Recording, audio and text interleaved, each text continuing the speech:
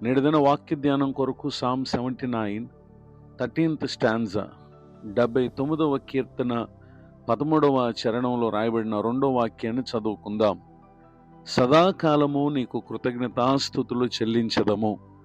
చదవబడిన ఈ వాక్య భాగంలోని దీవెన నా ప్రియులకు మీరందరూ పొందుదురుగాక. వాక్య ధ్యానం కొరకై ప్రార్థన. కృపగల తండ్రి, వందనాలు. నేడు చదవబడిన ఈ వాక్య భాగం ద్వారా మమ్మల్ని దర్శించండి, మాతో మాట్లాడండి, బలపరచండి. యేసుక్రీస్తు నామములో ప్రార్థిస్తున్నాను తండ్రి, ఆమెన్. చదవబడిన ఈ వాక్య భాగంలో కీర్తనకారుడు తెలియపరుస్తున్నటువంటి ఒక చక్కటి మాట ఏంటంటే, ప్రభువుతో అంటున్నారు కదా, సదాకాలము నీకు కృతజ్ఞతాస్తుతులు చెల్లించదమని చెప్పుటను మనం గమనించగలం.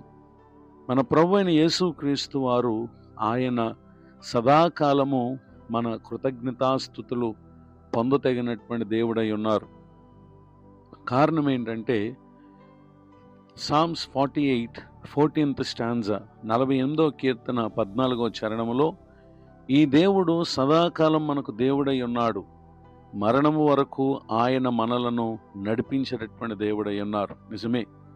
భూమి మీద అలానే ఇహమందు జీవించు కాలానికి, ఈ లోకమును విడిచిన తర్వాత కాలానికి మన ప్రభువారు ఆయన సదాకాలము ఉండేటటువంటి దేవుడై ఉన్నారు కనుక ఆయన మనలను మరణము వరకు, అనగా ఈ లోకయాత్ర ముగించే వరకు ఈ భూమి మీద మనలను నడిపించేటటువంటి దేవుడై ఉన్నారు అనేటటువంటి విషయాన్ని ఇక్కడ తెలియచేయటను మనం గమనించగలం. అంత మాత్రమే కాక కీర్తనకారుడు తెలియపరుస్తున్నటువంటి మరి ఒక మాట ఏంటంటే, సామ్స్ 93 2nd స్టాంజా 93వ కీర్తన 2వ చరణంలో రాయబడిన ఆఖరి మాటలో, సదాకాలము ఉన్నవాడవు నీవే అని అక్కడ తెలియచేయటం మనం గమనించగలం. నడిపించే దేవుడు ఆయనే, సదాకాలమునకు ఉండేటటువంటి దేవుడు కూడా ఆయనే అనేటటువంటి విషయాన్ని ఇక్కడ మనం గమనించగలం. యేసుక్రీస్తు ప్రభువారు కూడా ఆయన సేవా పరిచర్య ముగింపులో ఆయన పరమునకు కొనుపోబడుటకు ముందు ఆయన మాట్లాడినటువంటి మాటను మనం పరిశీలన చేస్తే, Gospel of Matthew chapter 28 verse 20, మత్తయి సువార్త 28వ అధ్యాయం 20వ వచనంలో, ఇదిగో నేను యుగ సమాప్తి వరకు సదాకాలం మీతో కూడా ఉన్నానని వారితో చెప్పుటను ఇక్కడ మనం గమనించగలం. ఈ మాటలు వింటున్నటువంటి నా ప్రియ సహోదరి సహోదరులు, ఈ కారణాలను బట్టి మనము ఆయనకు కృతజ్ఞతాస్తుతులు చెల్లించాలి.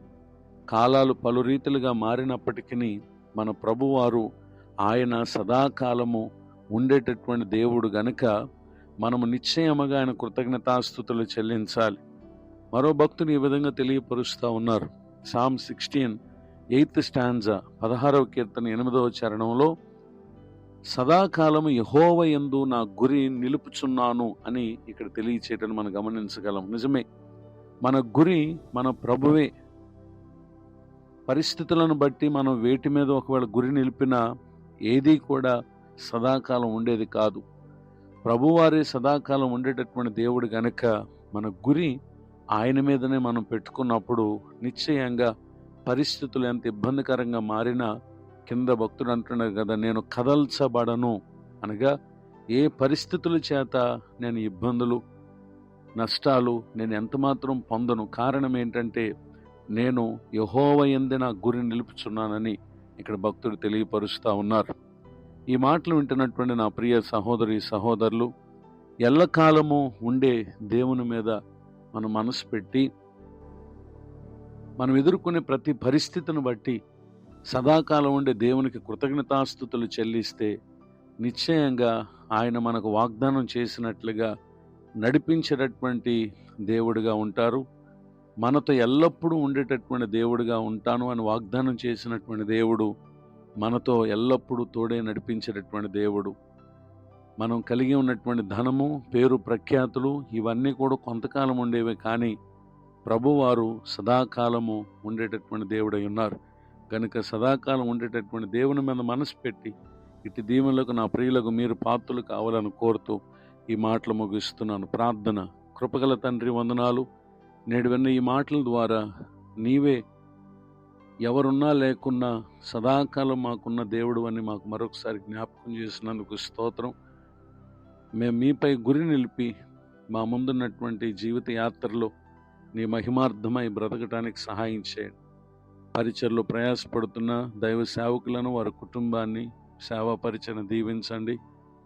నేడు నూతన సంవత్సర దయాకిరీటాన్ని పొందిన మా ప్రియులను ఆశీర్వదించండి. కృపాక్షేమములు ప్రతి ఒక్కరికి అనుగ్రహించి మేలు కలుగు చేయమని యేసుక్రీస్తు నామములో ప్రార్థిస్తున్నాను తండ్రి. ఆమేన్. తండ్రి, కుమార, పరిశుద్ధాత్మ దేవుడి తోడే నడిపించునుగాక. ఆమేన్.